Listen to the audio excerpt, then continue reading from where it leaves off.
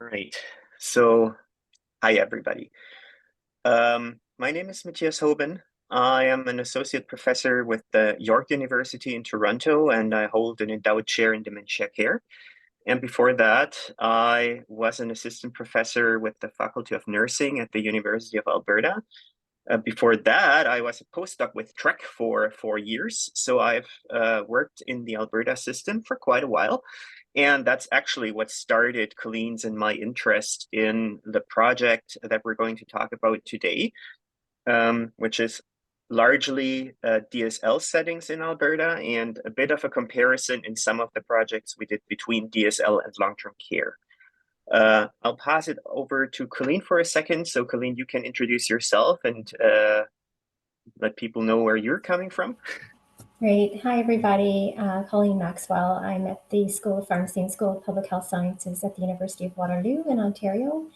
Been here about 13 years. Prior to that, I spent 14 years at the University of Calgary and did quite a bit of work with some of you on an early look at assisted living in Alberta many years ago now. So it's nice to be here to talk about some additional work we've done.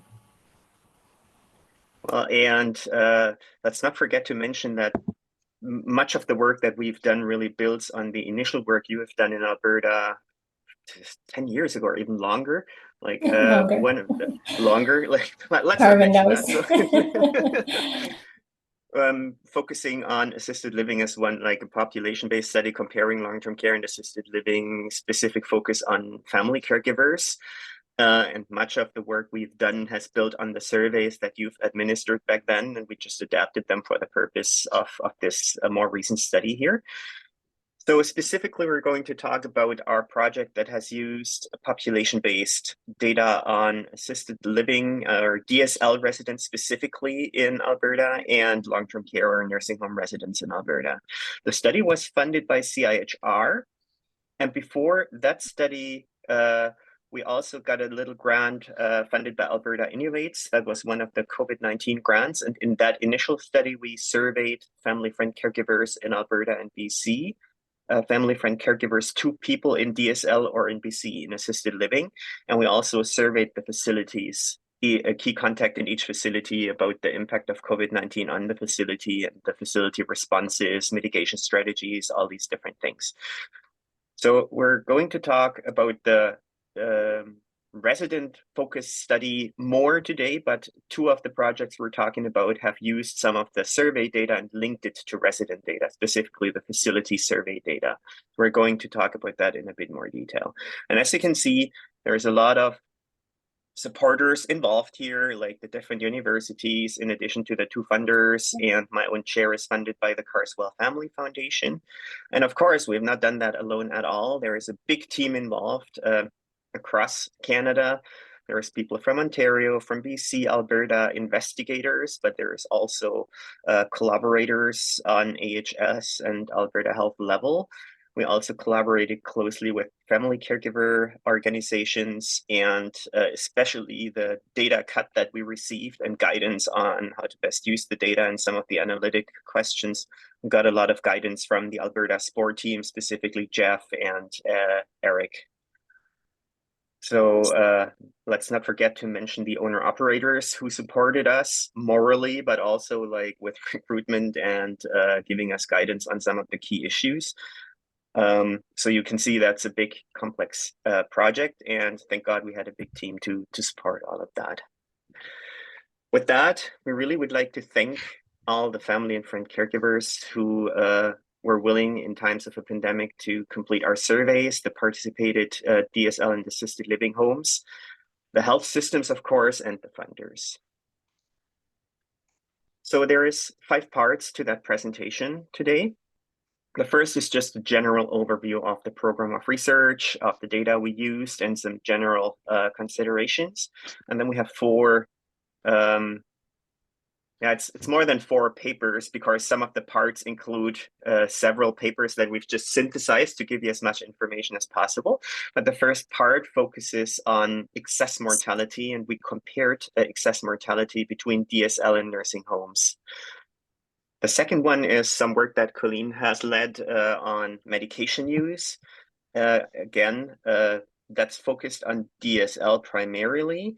But I think, Colleen, you've broken it down by DSL-4D versus others, so dementia-specific settings and other DSL settings. That's quite interesting. And we have a presentation, or she's also going to focus on a comparison between DSL and nursing homes with respect to hospitalizations before and after the pandemic. I'm going to present a paper on quality of care indicators that we've produced in both settings again, and compared between DSL and nursing homes and how they have changed over time and how they look pre-post pandemic and between the two settings. And finally, as I said, there's two papers, one focusing on pain and one focusing on resident loneliness, just focused on DSL because that's the only data where we have loneliness, and that's the only setting where we have that comprehensive facility survey. And we were asking the question, which facility level factors predict resident outcomes? So let's focus on the first paper. And by the way, if you want to use the chat and ask questions in between, Kyle is going to monitor the chat, and he's going to be happy to stop me and make me answer questions for clarification, or just feel free to unmute and chime in if we're going too fast or if you have questions for clarification. Other than that, we're going to do a bigger question and answer session at the end where you get a chance to really discuss your questions and concerns. All right. I don't think the audience that's online today needs a lot of introduction to what the difference is between nursing homes and DSL. And you also may be familiar with the fact that residents in both settings are becoming very similarly complex. That's just a cross-section of the data in March 2019 that we had in that we worked with basically. And you can see that the percentage of those who are really old, 85 plus years old, with dementia, with certain diseases and functional limitations, look very similar. The only big difference here really is that, of course, in nursing homes, and that's due to the admission criteria and who's eligible or not, are much more physically impaired. They're a bit more cognitively impaired. However, the story looks different if you look into DSL or D separately, of course. There, the dementia rate is 98% as per definition. But overall, that's just to show or like to highlight and emphasize that even in DSL, residents are becoming more and more care dependent and complex. And you also know better than we do that both settings faced similar disruptions and challenges, but also there were unique challenges that are setting specific, and hopefully we can discuss some of them in a bit more detail based on the data that we present today. Especially in research, and I'm not sure if in all the health authorities there is a strong enough focus on assisted livings specifically, especially at the beginning of the pandemic. Colleen and I, that was one of the triggers that got us together, that everybody started to focus on nursing homes and either throw DSL assisted living in the mix, like without differentiating them or just completely ignoring. And we thought, well, that's a setting that really is worth looking into in more detail. So that's what triggered our interest. And we saw a big need to focus on these settings. That we mentioned already, that's Colleen's initial work that we strongly built on. And I mentioned that already. So just a quick reminder here that we collected surveys from 673 caregivers. That's not going to be part of the presentation today, but if you have questions about that, we're going to be happy to focus on that a bit in the discussion. And we also had 104 facility surveys. That's across Alberta and BC. The Alberta sample, I think, was 64 DSL homes in Alberta who provided a facility survey. And several of the caregivers and facilities, no, it was more in Alberta, sorry, but 64 provided two surveys, like an initial one focusing on wave 1 and a second one focusing on the situation in wave 2. And as I said, the study today is focusing on the population-based clinical and health administrative data. This is also something that each of you will be intimately familiar with, so we don't have to go into that in much more detail. That's just a reminder where the different peaks of the waves of COVID-19 were. And you'll recognize the dates again when we talk about our data and how things have changed over time. And that's just an attempt to visually present to you how the study panned out, basically. So we started off with that first funded study with the surveys. That was completed roughly in the mid of 2021, basically. And then we received that second COVCARES grant, and we requested data back to 2017, so that lower arrow would actually reach back even further than the timeline up here, and up to December 2021, actually. So that's the range of data that we had in both DSL and nursing homes. The nursing home survey captured many different things. Of course, a couple of basic facility characteristics, such as bed size, ownership, location, some staffing challenges that people may have encountered. We also asked about the typical model of medical care. Do they use a certain pool of physicians coming in, or does each resident have their own physician, or do they have access to a medical director or a nursing practitioner in these specific settings? Did they experience outbreaks?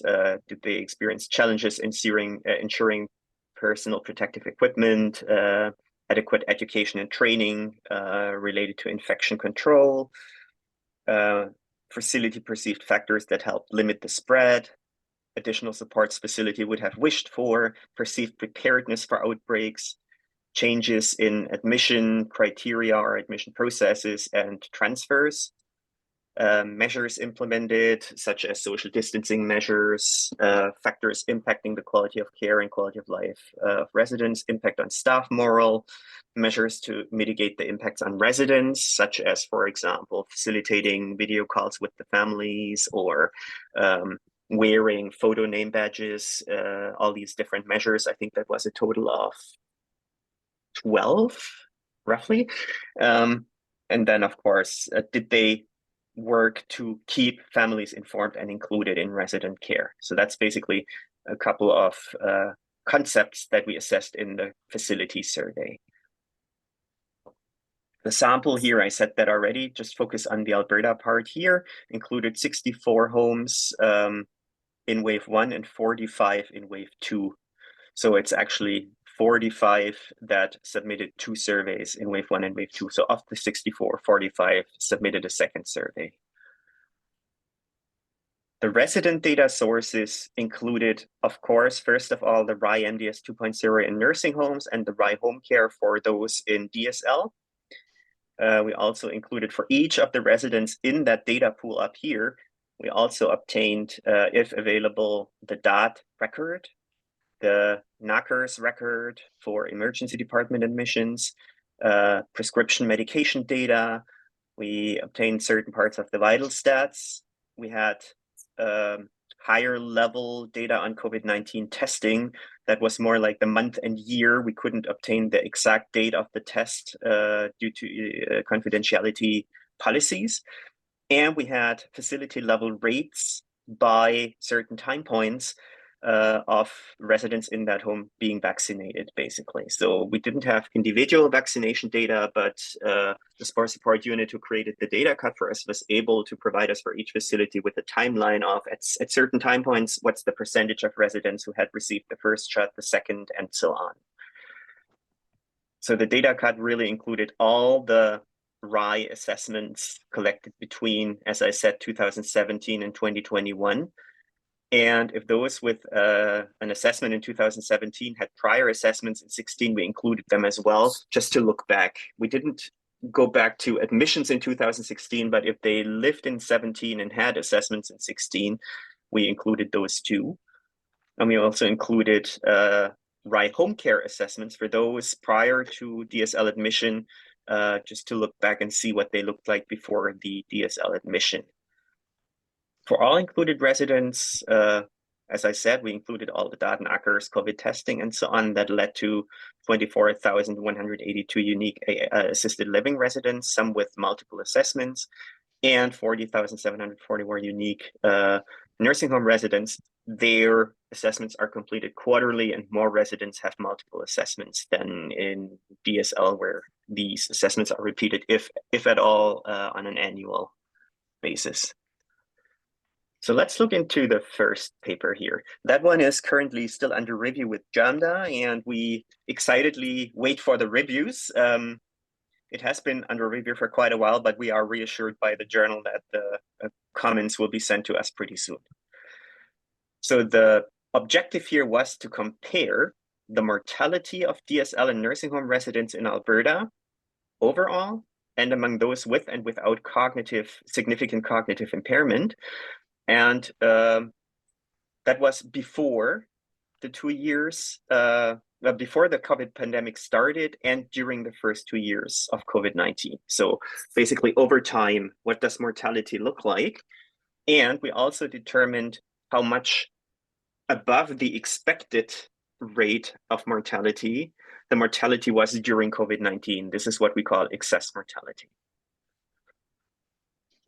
So we included all the assessments of every resident in a nursing home or a DSL home, and we created quarterly rates of people who died, quarterly mortality rates.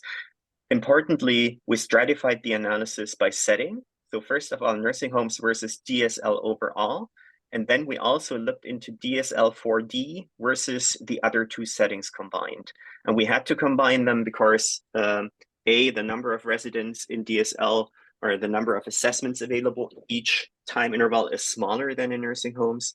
And if you go down to a quarterly interval, and then split it up by DSL 3 and 4, you get cell size issues. So we thought it's fair to combine 3 and 4 and compare that to 4D. So we stratified by setting, and we also split it then up by cognition. Everybody who had a CPS score of 3+ versus those who had a lower score. It's the presence or absence of dementia or significant cognitive impairment, 3+ versus lower, basically. So it's either the persons had dementia, or if there was not a dementia diagnosis, but they had significant cognitive impairment, they were counted into the cognition, impaired cognition sample as well. So let's talk for a second about the dependent variable. That's the excess mortality. So first, we determined the number of residents who died in each stratum and biweekly period. That was the numerator. And then we determined the total number of residents in each stratum and in each weekly period who lived in the respective stratum, excluding those who were hospitalized for that entire week. So if they were out of the picture, basically, and in a hospital, then they were not included. The raw mortality was just dividing number 1 by number 2 in each week and stratum, and that's basically the observed mortality.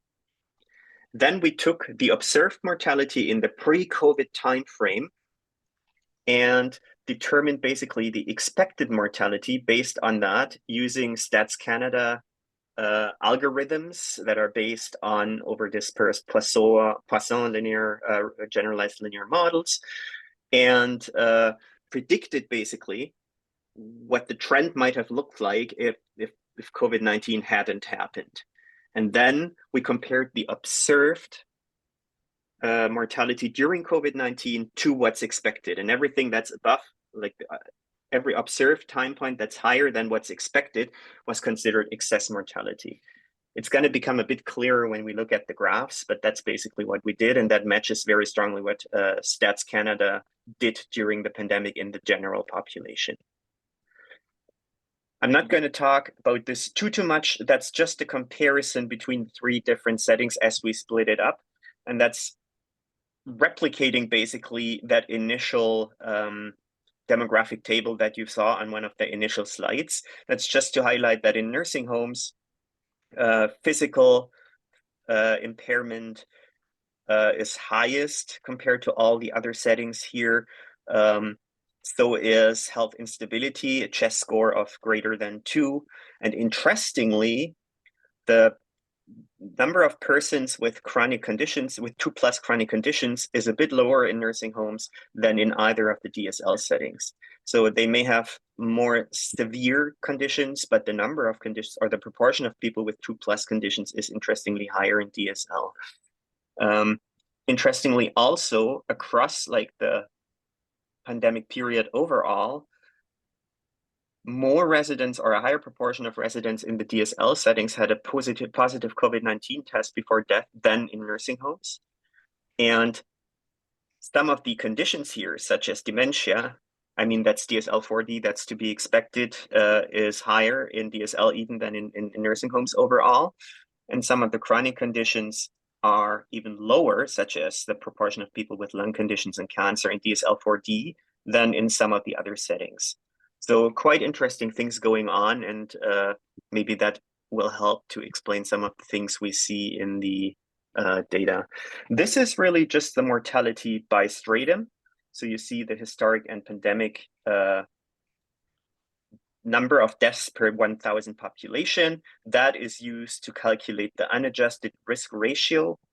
And the adjusted risk ratio is based on what I just explained, the adjusted Stats Canada algorithm. So overall, during the pandemic, we had 10% higher mortality rate than expected, basically, in nursing homes overall. And that was higher for those with a dementia diagnosis versus those without, or like a high CPS score. In assisted living, that total adjusted rate is higher than in nursing homes. That means they had a higher risk of excess mortality during COVID-19 than in nursing homes. And again, if we split that up by people with or without cognitive impairment or dementia, that is interestingly flipped around in DSL. The rate of excess mortality, or the adjusted incidence ratio here, is highest in DSL-4D. So they had the highest extra mortality in DSL or across all settings.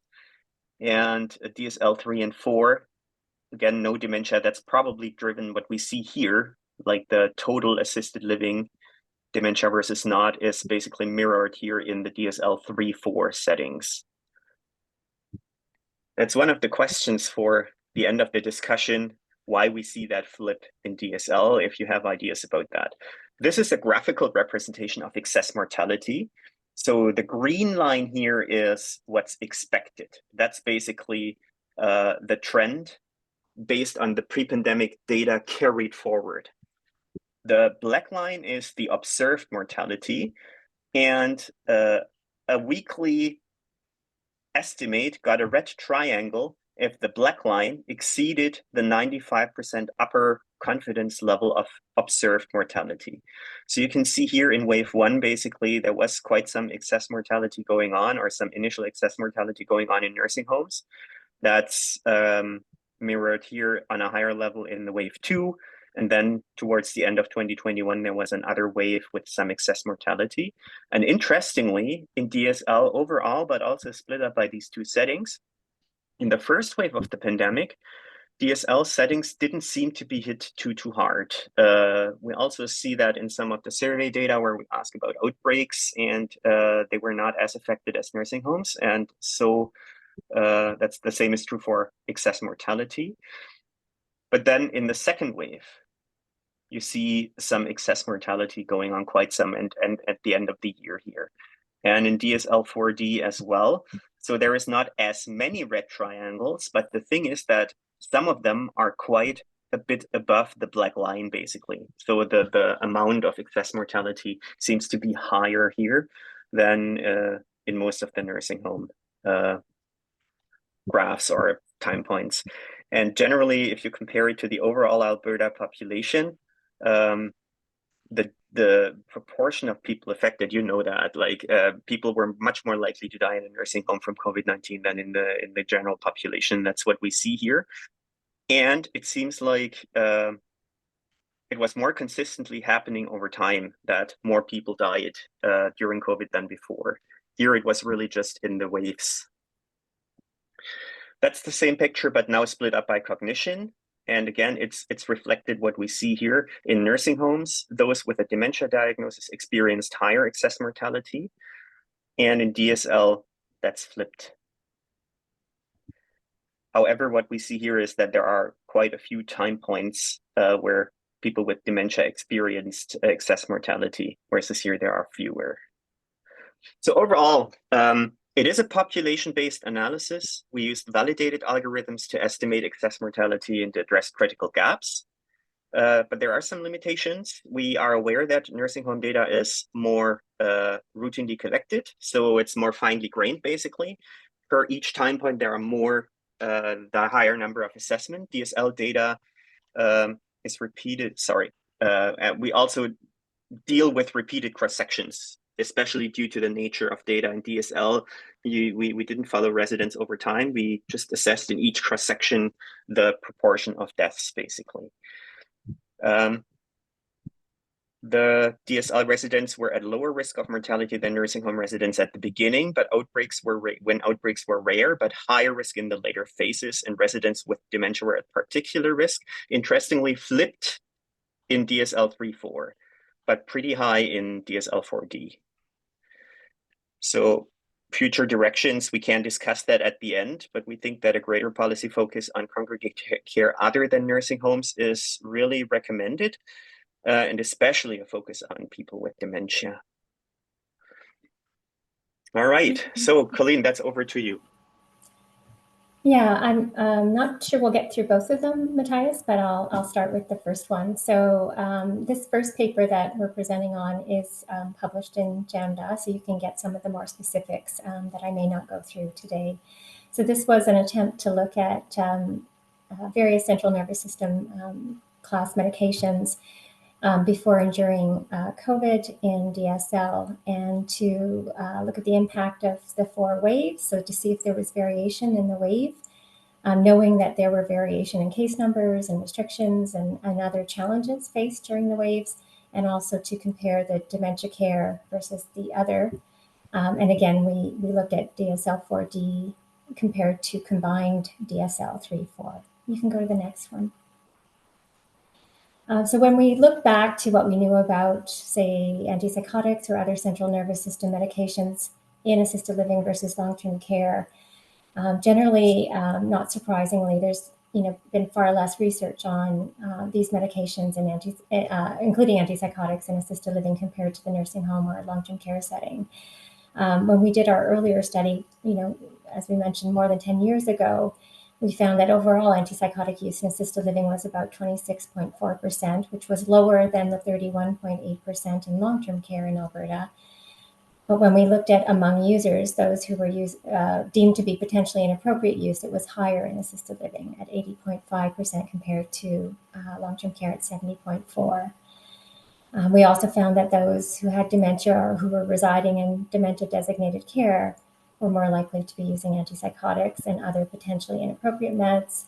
And we found that certain staffing mix and the availability of a pharmacist, say, on staff in assisted living, or the availability and affiliation of a physician in long-term care was associated with lower antipsychotic and other potentially inappropriate medication use. So there's a number of resident factors, a number of staffing factors that can be certainly related to patterns and use of central nervous system medication in homes. And this has been shown previously in nursing home research in the US. Next slide. So our study objectives, as I mentioned, was to look not only at the impact of COVID overall, but the 4 different waves in Alberta, and then to look at whether the medication trends varied by setting within DSL. The graph here shows the waves. This is for all of Alberta. If we were to look at these waves for our residents, there is no wave 3, thanking the role of vaccinations. So we'll go to the next slide.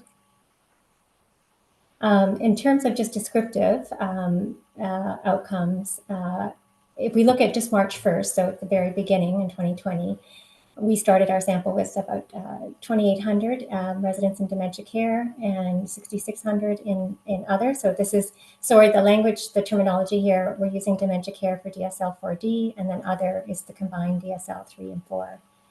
In both settings, about 2/3 are female.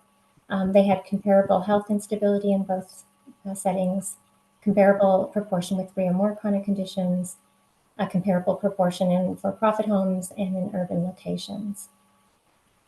Comparing dementia care versus the other settings, not surprisingly, in dementia care, they're older, more likely to have dementia, more severe cognitive and functional impairments, more responsive behaviors, more likely to be frail, to have clinically meaningful depressive symptoms.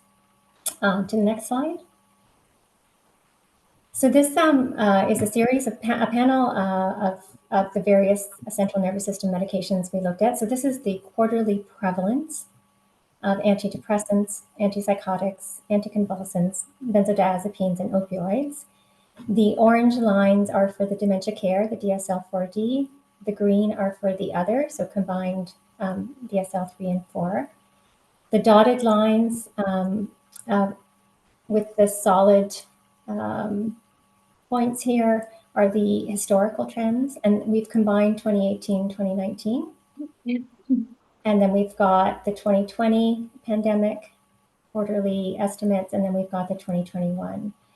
So immediately, even before I show the model findings, you can see for antidepressants and antipsychotics that throughout the time periods, whether it's historic or pandemic, that the prevalence of antidepressants and the prevalence of antipsychotics are higher in dementia care than in other AL. Conversely, the prevalence of anticonvulsants, benzodiazepines, and opioids are lower in dementia care versus other. We can also see that over time during the pandemic, that you should have added like a black necklace, just like a black diamond necklace. Yeah, like a bead. That would have been good. Everyone mute, please. And so you can see over the time during the pandemic that there was a rise in both settings in antidepressant use, and there was a rise in antipsychotic use in both settings, and that this rise persisted to the end of our study period, which was December 2021. So we did focus on the model. So these are prevalence ratios, and they're basically comparing the pandemic period, where we've got the quarters aligned with pandemic waves, wave 1, 2, the first part of wave 2, second part of wave 2, wave 3, and wave 4. Sorry, Matthias, I'm going to have you slowly also. It's got automations in it, so can you just, yeah, okay, you can go through all of them. So as I mentioned before, we can see that the prevalence ratio, so we can see that there was a significant but modest increase in both settings in antidepressant use across all 4 waves, and that it persisted during the downtimes between the intervals between the waves. In both settings, we see this significant increase in antipsychotic use, but we do see that during wave 3 and wave 4, that this rise in antipsychotic use was significantly greater for residents in dementia care. We saw a modest but significant rise in anticonvulsants only for those in other AL, so not in the dementia care. And then in both settings, we saw a significant reduction in benzodiazepine prevalence. There was very little change in opioid use, other than a slight reduction in use for the other AL at the beginning of the pandemic. Next slide, Matthias. I wanted to show you this because this is for the data that we did have is the COVID positivity test by setting. And so you can see that there was some variation for the dementia care versus other settings. And for both of them, you can see the incredible impact of vaccination in terms of wave 3.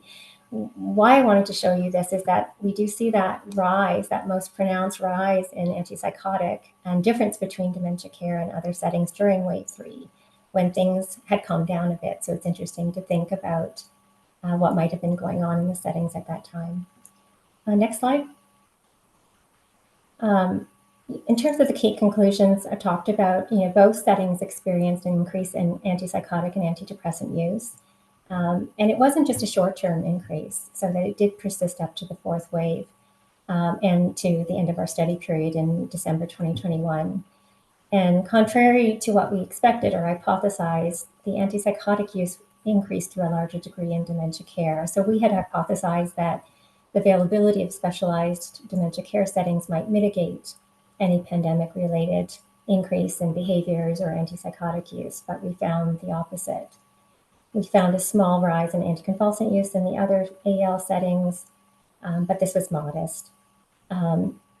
When we compare our findings to what has been published for medication changes in long-term care, so nursing homes, we see that the increase in antidepressants and in anticonvulsants was relatively small, and it was similar to what we saw in long-term care, say in Ontario. But the increase we saw in antipsychotic use, especially for dementia care AL in Alberta, was actually far more pronounced than what we saw in, say, long-term care in Ontario during the pandemic. It is possible that the challenges faced during the pandemic, so loss of family, activities, the staffing shortages, enhanced difficulties with infection control were especially challenging for AL that were providing dementia care. So we're trying to think about the reasons underlying these patterns of medication use. The concerns is that the rise in antipsychotics and antidepressants persisted. So it wasn't just this short-term response that might have been deemed appropriate use, say. For our next steps, we have repeated these analyses, only looking at those who had dementia in both settings. And we're trying to also look at understanding the clinical and policy areas where targeted interventions could address potentially inappropriate CNS use in assisted living, and also to pursue other research down the road to look at the consequences of medication use during the pandemic and other public health crises on resident health and quality of life. And of course, to share these findings with you. Matthias, did you want me to go on with the next presentation? I'm just worried we might run out of time, whether we need to. Yeah, I think you're going to be fine talking about the hospitalization quickly, because I will cut down a bit on the background for the other two, so we should be okay. Okay, so the first presentation I gave you was a sort of a look at medication patterns in assisted living only. We could not compare with our data between assisted living and long-term care in Alberta for drug use because of some oddities with the PIN, the drug data for nursing homes. So it wasn't complete, so we didn't do that comparison. However, for this next paper, when we looked at hospitalization events, we were able to compare DSL versus long-term care. So this is looking at hospitalization events, primarily all-cause hospitalizations. We also looked at emergent hospitalizations.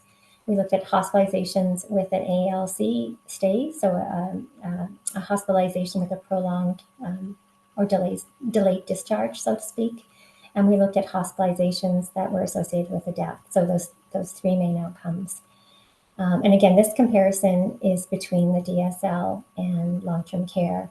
So again, what did we know pre-pandemic about hospitalization events in assisted living versus long-term care? So some of this comes from US research and some of it from our earlier access study in Alberta, where regardless of the source of the study, we've always seen hospitalization rates about 3 to 4 times higher in assisted living than in long-term care or nursing homes. Including if we restrict this to those who have dementia in both settings. We also know that within assisted living, they're significantly less likely to have an advance directive compared to long-term care or nursing homes. And as I mentioned, they tend to significantly more likely to have a longer ALC bed stay, to have any stay and a longer one. The graphs on the bottom are from our paper on access, which simply show on the left-hand side, you can see DSL. On the right-hand side, you can see long-term care in Alberta. And this is stratified by how many previous hospitalizations they had, because previous hospitalizations, as you know, are the most important risk factor for future hospitalization. And you can see that overall, the red line is almost 4 times higher for DSL than long-term care. Next slide. So in this particular study, we looked at monthly rates of those hospitalization events, again, comparing assisted living to long-term care. And we, again, wanted to look at the impact of those 4 waves in Alberta and to then specifically compare that by setting. I think I can skip through this because Matthias already talked about the key differences for the 2 settings. This particular graph shows the historical prior to the pandemic, and then the pandemic trends in the monthly hospitalization rates for DSL in blue and for the long-term care settings in orange. And so you can see, regardless of the pandemic, hospitalization events are higher in AL, in DSL than long-term care, as we've already discussed. And you can see during the first wave, right around here of the pandemic, you see a drastic decline for both settings in hospital. These are all-cause inpatient hospitalizations. It's the same pattern if we look at emergent, so just in case you're wondering. So we modeled this first wave with a peak. We conducted our models for the peaks of the wave. So April 2020, we did another model in December 2020, another model for April 2021, and another model for September 2021. So those are the monthly peaks of the 4 waves. But then we also did 2 separate models. We did one during August of 2020. We were interested in that because that's an interim period between waves where things calm down a bit, and also before vaccinations.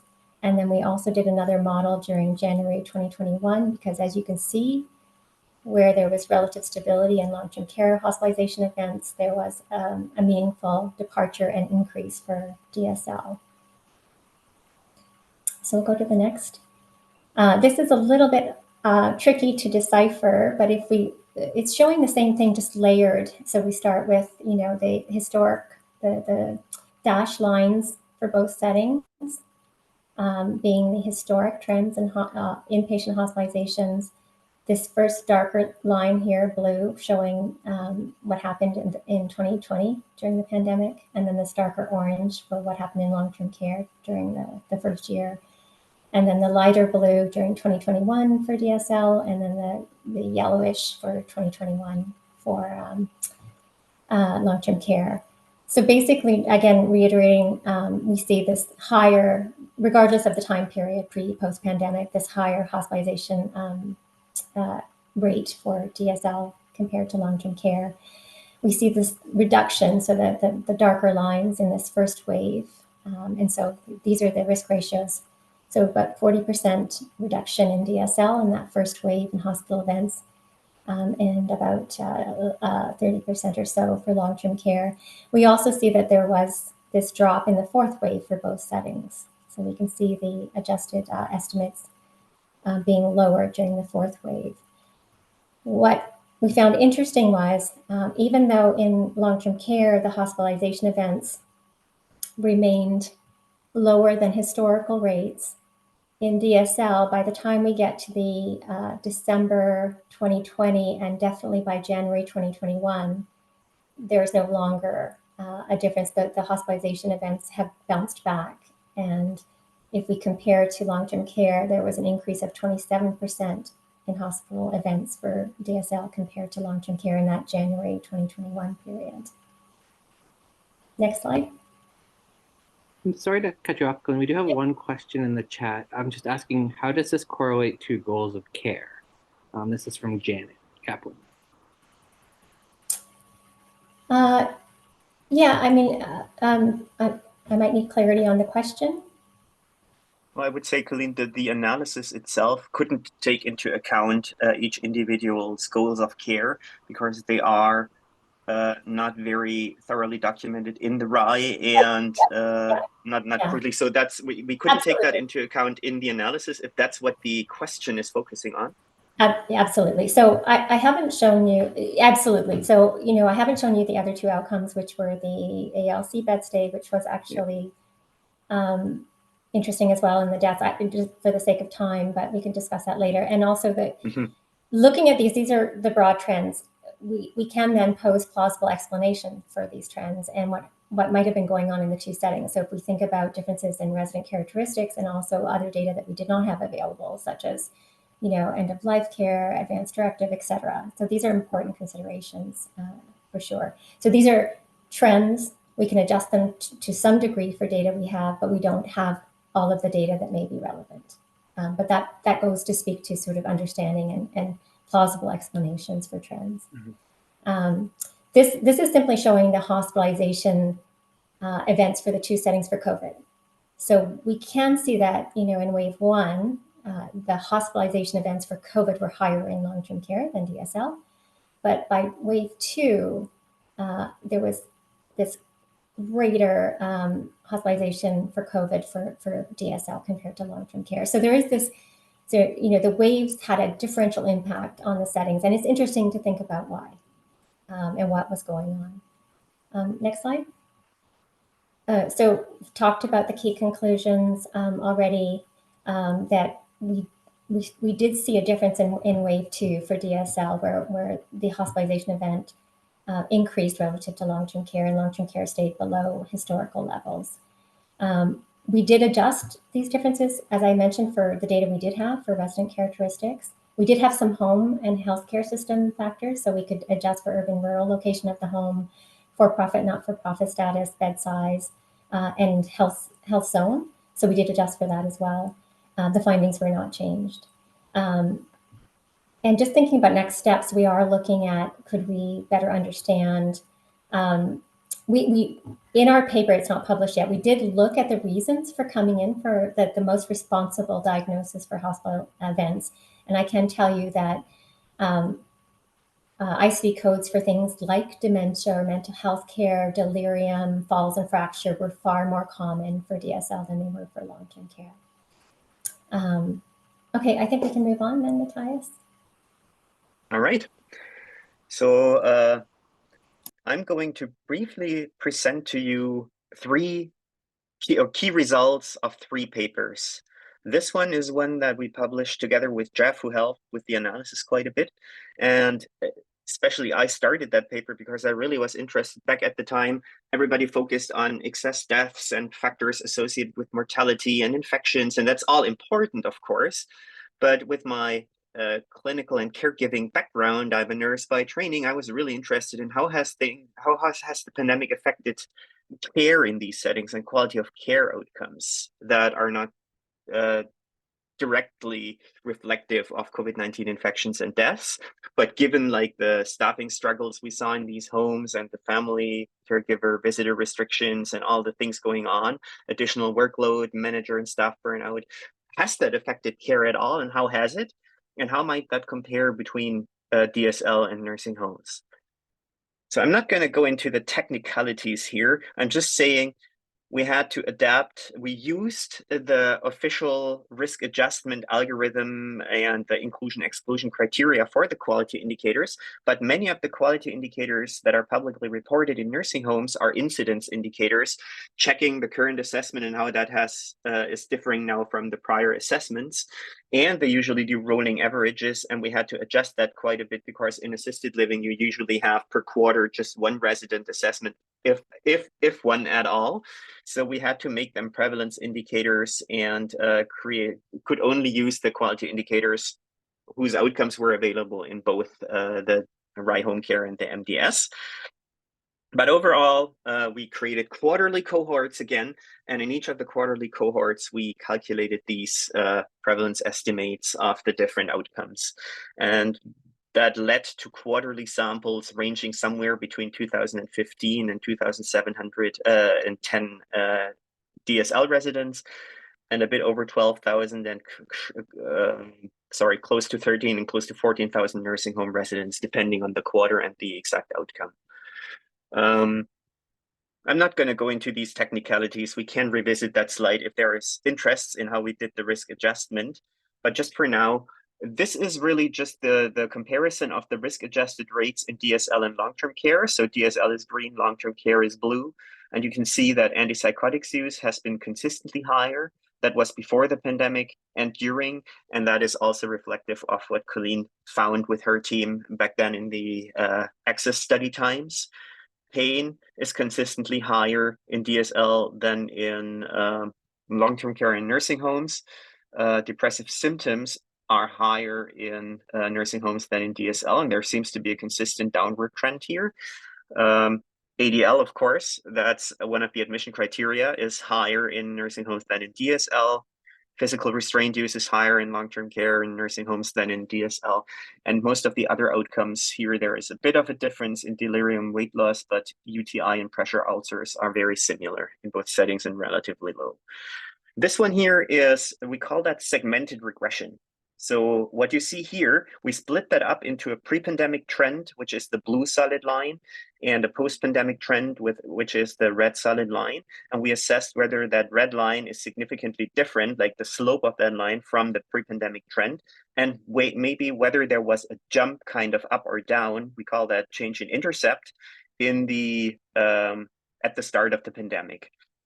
So that's known from many papers, and you know that in Alberta yourself. I don't think we're telling you anything new here, that in both settings, nursing homes and DSL, with the start of the pandemic, that downward trend that we saw before COVID was basically reversed, and there was quite an upward trend in the use of antipsychotics in both settings, and that was even more pronounced in DSL than in nursing homes.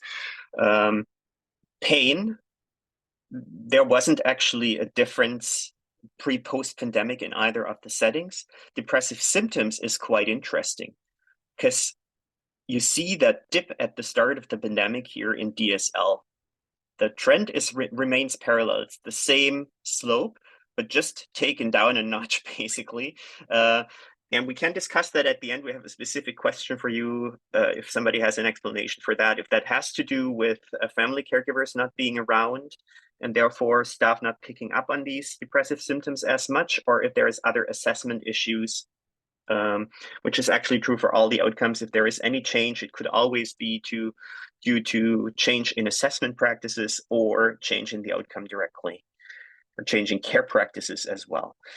Anyways, so interestingly, not a significant difference in either of the settings like you would expect if you read the qualitative studies. And due to loneliness and everything, you would expect that there is a much bigger effect on depressive symptoms, but we don't see that, at least not based on the RAI data. ADL, dependency in late loss ADL went up significantly after the start of the pandemic in DSL. In long-term care, it was high already, or in nursing homes, so there wasn't much room for things to get worse, but that hasn't changed here.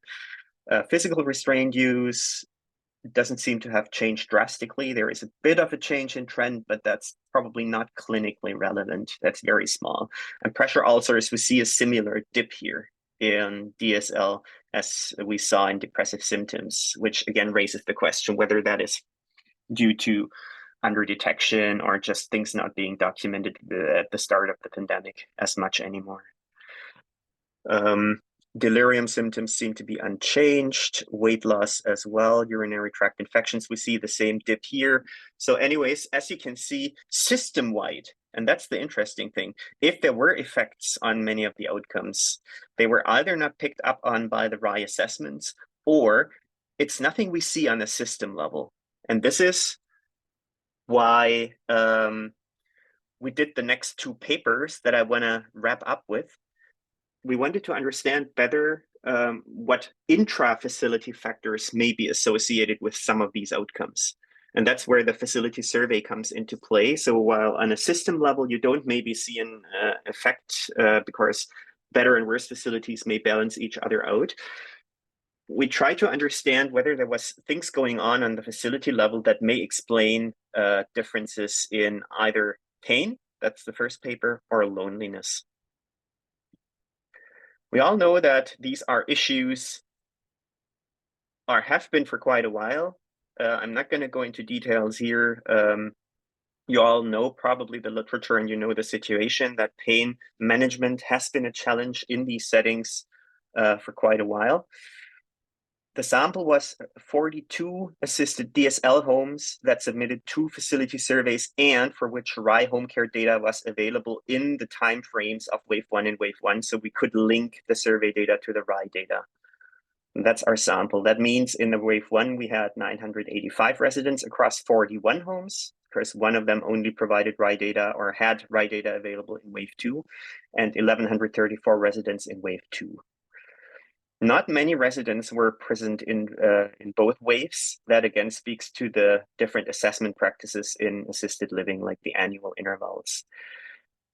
We used pain of at least moderate intensity that was daily, or if somebody had at least severe intensity or higher, regardless of the frequency, then the pain variable was a yes, and in all other instances, it was a no. We included preparedness for, this should actually read preparedness for outbreaks. That's the question we ask. How well do you feel prepared for COVID-19 outbreaks? Whether there was a registered nurse available or a nursing practitioner, which is not always the case in DSL. Like we asked whether the RN was on shift actually. Like, of course, there was one available on call, but this was a specific question if they had 24/7 nursing care on shift. whether the facility helped with video calls with physicians, whether there was a direct care staff shortage, and whether they implemented a higher number of social distancing measures than the other facilities.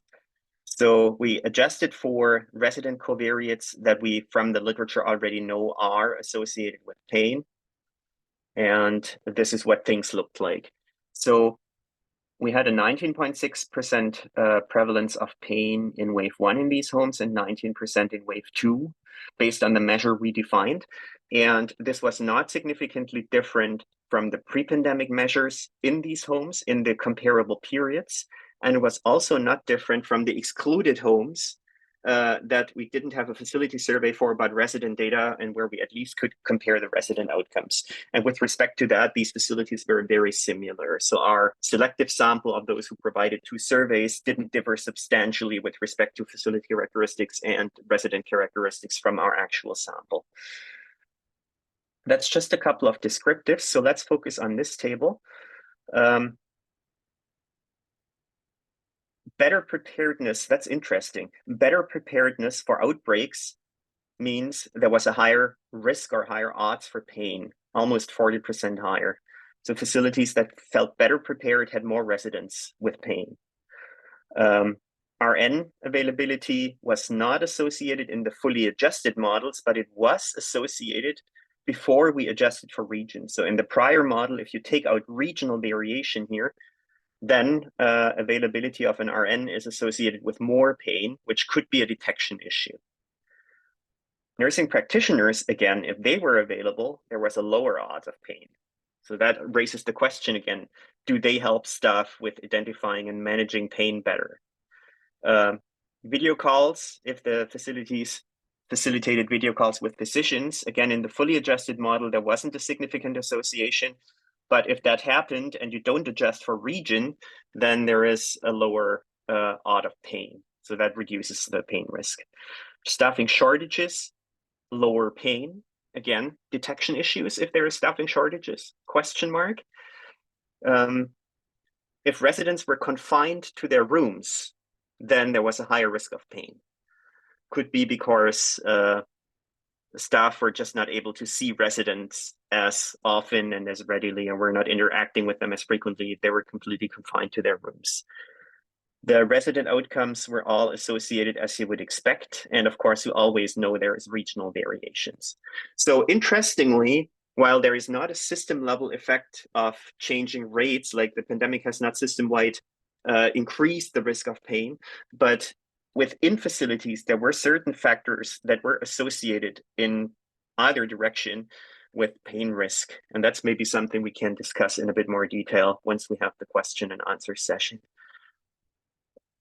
We did exactly the same thing for loneliness. And here for loneliness, first of all, that's based on population data again. In the RAI home care, we have a variable asking whether the resident expressed that they were lonely. And this is exactly the same thing as the previous graphs you saw, but this is now an outcome like the quarterly prevalence of of loneliness. And again, interestingly, that trend has not changed over time, neither before the pandemic nor during, and the 2 trends are not significantly different. So while we hear from qualitative studies and whoever you ask has entered these facilities that the problem of pain has substantially increased, the RAI data don't show that. Based on the RAI data, we don't see this effect. And we don't see that the pandemic has increased the problem, which again may be a measurement issue due to the RAI or absence of family caregivers to even raise the issue or whatever. That's something we can discuss. Same methods as for the pain paper and really the same type of facility variables. Here, as you can see, 14% roughly was the loneliness prevalence in wave 1 and wave 2. And again, that wasn't significantly different between the included and excluded homes. So here, availability of an RN was not associated, but there was one variable in the facility survey that asked whether facilities worked to keep family caregiver informed and involved despite the visitor restrictions. And if the facility said yes, then the loneliness risk was half, basically. compared to the other facilities that didn't feel like they did a good job on that. So family involvement seems to be really important. Same as having specific designated caregiver policies and making sure that at least as a designated caregiver, families can visit. And some facilities did apparently more than others in that regard. Facilitated outdoor visits or hallway-based activities, that was actually increasing the risk of loneliness. And that's an interesting thing we could discuss as well, if that is something that made residents remember that they actually had social contacts before and triggered basically some feeling of loneliness. Video calls with volunteers or spiritual or religious leaders, again, cut the loneliness risk basically in half almost. The resident characteristics, again, are not that exciting, but there is a variable asking whether the resident experienced a decrease in social engagement and felt distressed about it. And that substantially increased the feeling of loneliness. And if the resident had no caregiver, or if they had a caregiver, but the caregiver was struggling, was distressed, or didn't feel like they get the right support, then you had almost double the loneliness risk. The facility's historic loneliness rate, so the loneliness prevalence in the 2 years before the pandemic, predicted loneliness during the pandemic. Higher loneliness rates before the pandemic led to or were associated with higher loneliness in the pandemic. And I'm not going to go into the regional urban-rural issue here. That's probably too much, but like the interesting thing really is, again, like for pain, that some of the variables here are associated with lower and some with higher loneliness risk. And that raises quite a couple of questions. And I can't see, like when I share my screen, the chat, but I see that there are 4 comments in the chat, so we probably should get ready for the discussion. And with that, I think I'm just going to read these questions we have for you, actually, because we have wondered about a lot of things, and we're hoping that you might help us out with some of them. And I'm pretty sure you have questions for us too. So some things that we were curious about were why, for example, DSL settings were less affected than nursing homes by outbreaks and excess mortalities in wave 1. What was going on in these settings that was different from nursing homes? Was that just the resident population? But that wasn't different in wave 2. The resident population was still different in wave 2. So why were they more affected in later waves and less in wave 1? Also, explanations for regional variations in pandemic preparedness and responses and resident outcomes. What did the regions do differently? Changes in like the health zones, I mean, when I say regional differences. Changes in quality of RI assessments versus changes in care practices during the pandemic. Do you have some wisdom about that? Why do we not see system-level effects of the pandemic on some of the quality outcomes, but facility-level pandemic variables are associated? Explanations for the drop in depressive symptoms and some of the other quality outcomes at the beginning of the pandemic. And other plausible explanations for the greater increase of antipsychotics in dementia care settings and possible mitigation strategies. So that's what we're curious about, but let's prioritize your questions first, and let's just see what's in the chat here. So I see that Patty has provided some data for the Calgary zone on current ED and acute care utilization. Colleen, that's probably interesting for you. That's what things look like currently. So thanks a lot for providing that, Patty. Oh yeah, that's just comments that people had to drop off. Okay, so let's see if there are questions.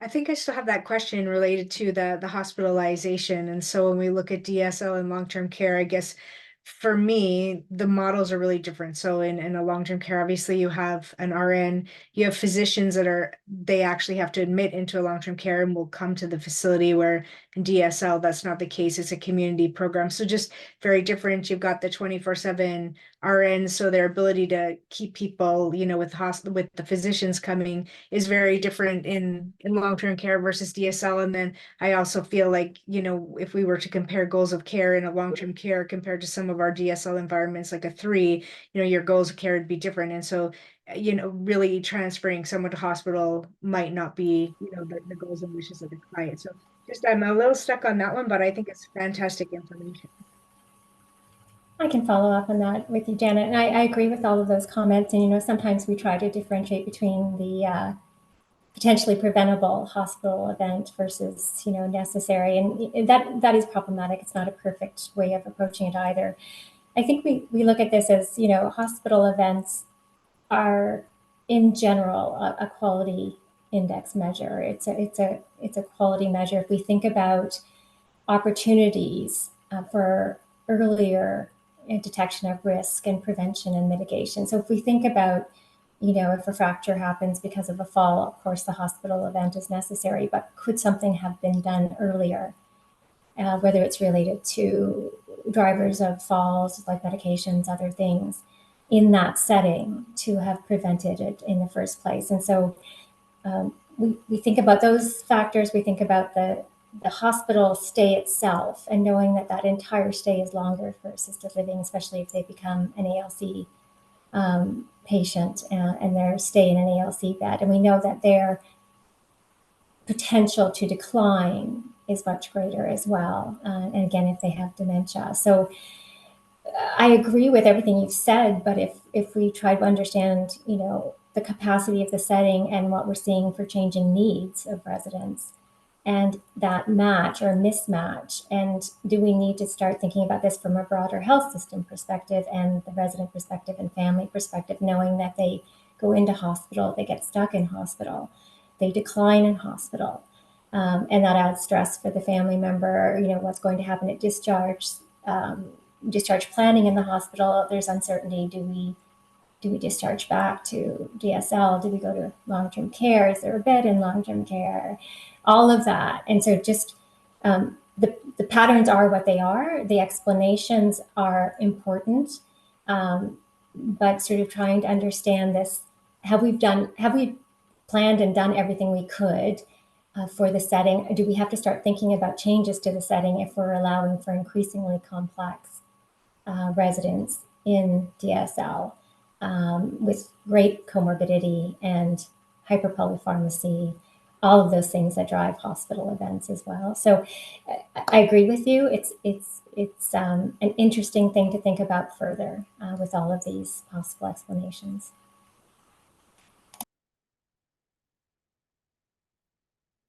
Thank you, Janet and Colleen. So I wonder if somebody has any wisdom for us what we with respect to these RAI assessments. What we know is, of course, that at the beginning of the pandemic, there was a short period where people had other problems than completing RAI assessments. You see that in there is a small dip in the assessments that just deviates from what you would expect, but that bounced back. Right. So that's what we can see from our data. And another thing that we can determine from our data is whether there is something that's called differential item functioning, whether the item was systematically measured differently during the pandemic than before. And we didn't find that when we did that. But and we also know that the health system encouraged people not to worry too much about audits and accuracy of RAI assessments while they battled the pandemic and try to stay on top of things. But do you have any insights and wisdom how that actually affected detection of things when completing the RAI and versus how it may have affected care practices? I guess that's something we just can't determine from our data, and we need some insights on that.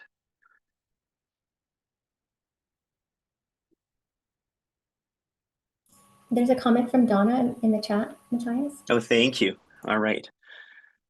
So in regards to wave one or later waves affecting DSL, I think staffing shortages amongst LPNs and HCAs, which grew after wave one, creating increased challenges absolutely amongst healthcare providers to monitor, provide care required, to manage the residents' health status. Hospitalizations would then have increased. This also affected RAI assessment completions as well as correct coding. So that is evidence for or supports our idea that staffing shortages associated with lower pain or loneliness prevalence may just be an underdetection because those who are responsible for the RAI assessments or like provide the information may just not have documented, communicated these issues. Thank you, Donna. Yes, Leslie. Hi, yeah. So I don't know that I'm going to say much different than Donna. I do think sort of we were getting, I think that first part of that wave, so March through to probably the summer, where there was lots of direction being given. And so my context was as an operator at this time. And so, yes, we stopped doing RISE, or we relaxed doing RISE. So that, I think you know that that's probably why there was less information. But what I did find as we went through, and probably I absolutely agree with the correlation around the hospitalization, everything like that September to January wave was probably our most stressful. But what I did find from staff, and this was from multiple different sites, was they were the first wave, there was a relaxation and panic, and we don't know what we're facing. By the time you got into that fall, we were doing daily vitals. We were monitoring clients way closer because all of the sort of directions and the policies were all being updated.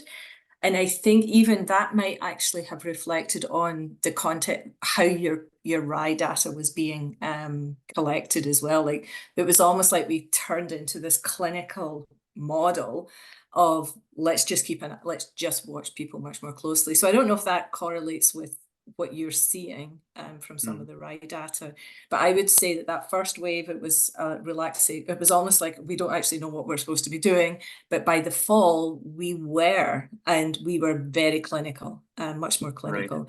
Right. I found it really interesting to see those graphs where we were showing pre and post, and those things like pain management, depression. There wasn't really that much difference.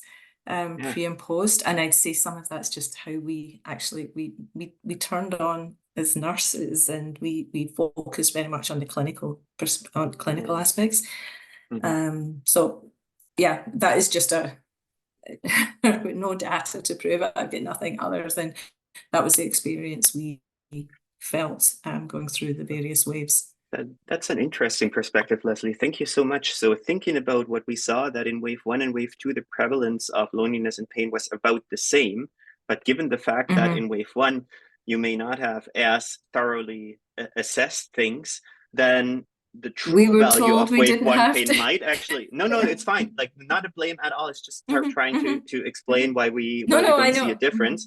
So if we had actually captured values accurately, it may well be that pain and loneliness was much higher in wave 1. We just didn't capture it due to the other competing priorities and everybody just trying to literally survive. And that may also explain why we don't see changes in intercept in the pre-post quality indicators for some of the outcomes. It looks consistent, but the jump up basically was just not captured. Interesting. Yeah. So at least a theory to work with. There you go. Just to follow up, that was a great comment, Leslie. When we've looked in Ontario as well, say in the long-term care and the RI data, and we've actually compared now this in Ontario and Alberta and long-term care. So if we look from 2015 to 2022, we see this oddity with this drop in the DRS scale, so the clinically meaningful depressive symptoms based on those items from the RI that form that scale.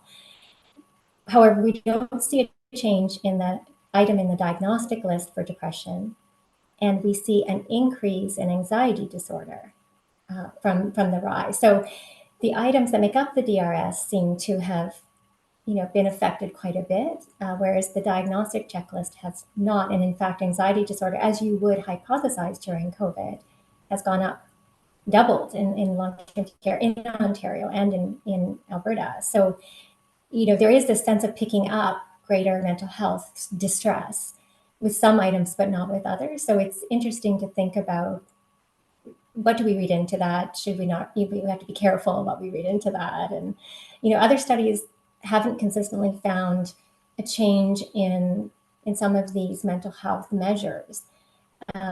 But we all think there were changes. And if we talk to family members, there were changes. So, being able to say you've got a good assessment of these changes at the resident level is very tricky. So it's helpful to know that. But if it gives you any confidence, we see the same thing in long-term care in Ontario. So if that makes you feel better. Yeah. I certainly, my experience was with younger adults who actually, I would say pre and post are lonely. They have less families around them, that young adult population. And so I don't know, I would imagine that you wouldn't really see much pre-post. But what they did feel was there was more eyes on them.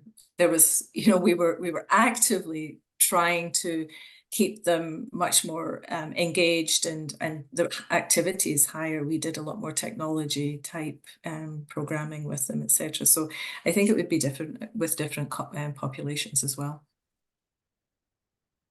That's a good point. I think the younger and the older, that's an interesting thing that we could look at later. Yeah. Yeah, and we have a couple of really interesting comments in the chat too. And Janet, you make a good point that most likely, if RAI assessments itself were probably not the highest priority, education during this time period related to them was probably not high up either. And Dika, I hope I say your name right, Dika, makes a very important point that, of course, especially when a facility was on outbreak, they were not required to complete all the RAI assessments, and then they didn't have as much hands on deck really to do the coding due to the one-site policy and all of that. So that limited, of course, many of the RAI assessments at the beginning of the pandemic. And then later, when they tried to catch up, that didn't help the quality either. So the quantity increased because everybody had to catch up, but that had to be done on such a short notice or on such a short timeline that nobody guarantees for 100% accuracy of decoded items either. So that means while in wave 2, more assessments were completed, the coding wasn't quite as trustworthy. So again, a bit of an error margin in there. And I think, Donna, you agreed, right? That the RAI was at times more a paper exercise, which is totally understandable if you barely can survive otherwise. I mean, this is very helpful, though, in terms of our interpretation, right, Matthias, is that Absolutely. we have to be very cognizant of, what was happening and during different peaks of stresses, and yeah. Absolutely. Increase of agency stuff. Yeah, I wouldn't know about that. Was how much did that actually increase during the COVID pandemic, that facilities had to fill in staffing shortages by using agency staff? Was that something that happened a lot? I think it'd be interesting to do an assessment on that. I think that it depends on the situation, and if your staff are also out, there's that reliance. And then, of course, just recognizing in some of our more rural and remote, just retaining staff. So, that really does affect the relationships with the residents, because there's not that familiarity, right? It's not that same, group of people necessarily could be changing people. Absolutely. Yeah. Yeah, thank you. Heather? Yeah, thanks very much, Matthias. So I would draw sort of a parallel there. My understanding is that across Alberta, the use of agency nursing varied quite a bit by zone. And then that leads me to think about at the bottom of your tables where you looked at the influence of zone. I do wonder, is zone actually a misnomer here? And what might be more helpful is the owner-operator model. Is that, do you have the capability within your data to look at that kind of a division and to break apart by zone? Now, certainly that's not to say that there aren't practice variations across zones, but one of the major initiatives within the pandemic was trying to apply everybody with the same set of rules consistently so that we understood what was taking place at a provincial level and trying to reduce those zonal variations by practice. And so I wonder if that might be a potentially informative line of thought to understand really those nuances by some kind of other grouper than the geographic grouper. Yeah, that's helpful, Heather. Thank you. So the interesting thing is that owner-operator model is not included in either of the two tables because it turned out not to explain the differences we see. So we tried that out and it's included in the descriptive table, but whether the facility is ran by a for-profit model versus not, that didn't explain these outcomes, and not any of the other outcomes we even dealt with. It's very interesting. zone was always the strongest explanation, and sometimes there was a complex, very hard to understand but interesting interaction between urban-rural location within the zone. So you could see that whether you are urban or rural matters in some zones more than it matters in other zones. That's quite interesting. And it matters differently in a different direction in the same zone between wave 1 and wave 2. Sometimes rural location was more favorable at certain time points in a certain zone. Sometimes it was less favorable and you had higher prevalence of things. So it was bumping forth and back quite a bit. And this may have to do with things like access and need for agency staff or other policies, but of course also access to advice from AHS or like policies. We can only speculate. So that is the interesting thing. And another thing that we found is that facility size for some outcomes matters, but not for others. So for the excess mortality, for example, we have another paper that's a bit further down the road on which facility level factors explain the risk for death during COVID-19. And their bigger facilities had higher levels of outbreaks, higher risks for outbreaks, higher levels of COVID deaths and deaths in general. Whereas with the smaller ones, which you can easily explain, but again, owner-operator model didn't matter in that regard. In this regard, it did, yes, but that was just a big enough sample to pick up on these differences. Just to follow up quickly, Heather, I didn't present it, but we did look at the owner-operator model for the medication use, and it did not, there was no association with any of the medication classes. And we also looked at, broadly the health zone and the other variables, so bed size and what's the other one? Bed size, urban, rural, bed size, zone, and ownership model, yeah. And Patty, you ask an interesting question. In Ontario, ownership seems to matter much more than in Western Canada. And we've seen that in the TREC data. We've seen that in Colleen's data. We've seen that in our COVCARES data.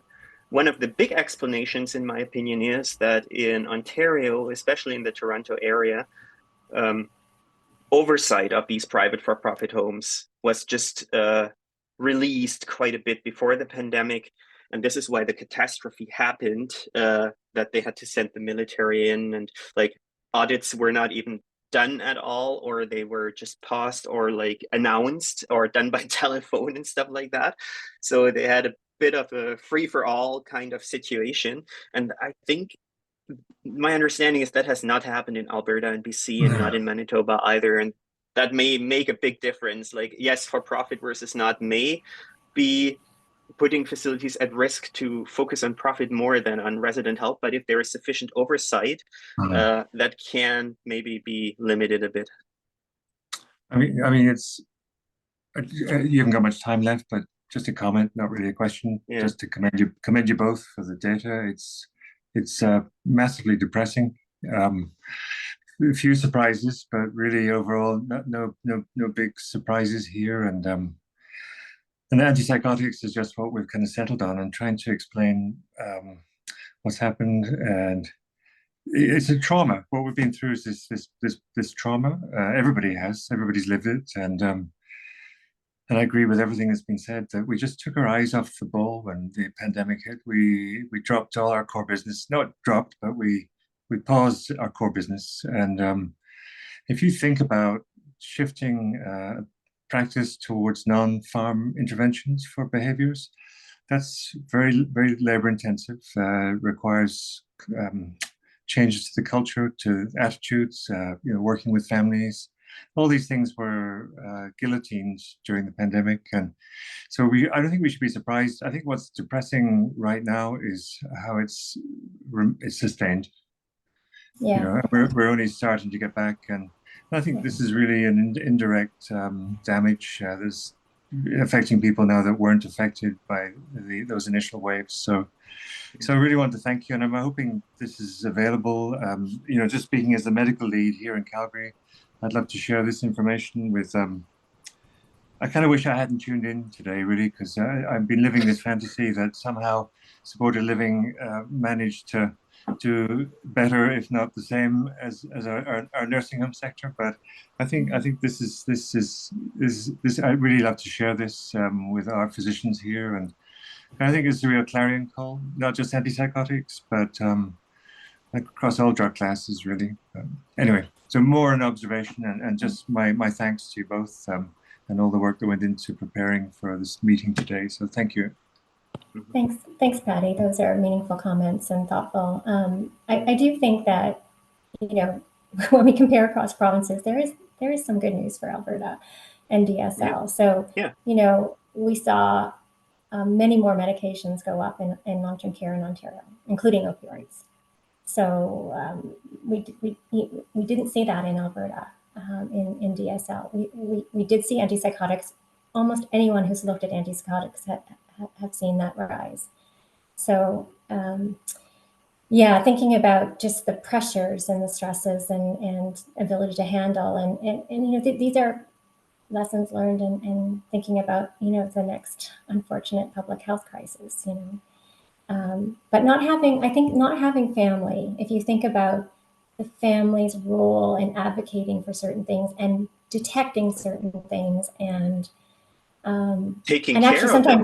sometimes, but sometimes driving medication too, you know, you know, Yeah. sometimes what the family wants is not concordant with what, you know, is best clinical practice either. So thinking about the role of family and what happened during the pandemic is something it's harder for us to speak to as well. But we appreciate all these comments. It's very important to hear your thoughts on these. Totally. And yes, everything that we talked about today will be available. We recorded the session, and I'll share the link happily with you. Also, just the presentation, whatever you find most helpful. All the papers we cited are all, most of them are open access. They're all available. So feel free to share as widely as you wish to. Absolutely. I think the JAMDA articles they're firewalled, right? I mean, Oh, no, we paid a lot of money to overcome that. So they're all open. They're all open access. If you find anything, Patty, that you need, let us know. We'll send it to you. Okay, thanks. Thanks, everybody. Yeah, that's great. Thank you so much. Yes, happy Friday, everyone, despite the depressing presentation, and thanks for your attention. A huge amount of work. Thank you so much. Where will we find the recording? How do we access the recording? Kyle is going to share the link with you. We're going to upload it to a Dropbox and just share the link to the group that was invited to the meeting, so you can just download it. Perfect. Thank you so much. This is great. Thank you. Thank you, everyone. All right. Take care. Bye-bye. Thanks, Matthias. Thanks. Happy weekend. See you next week. Happy weekend. Hey, everyone. Bye.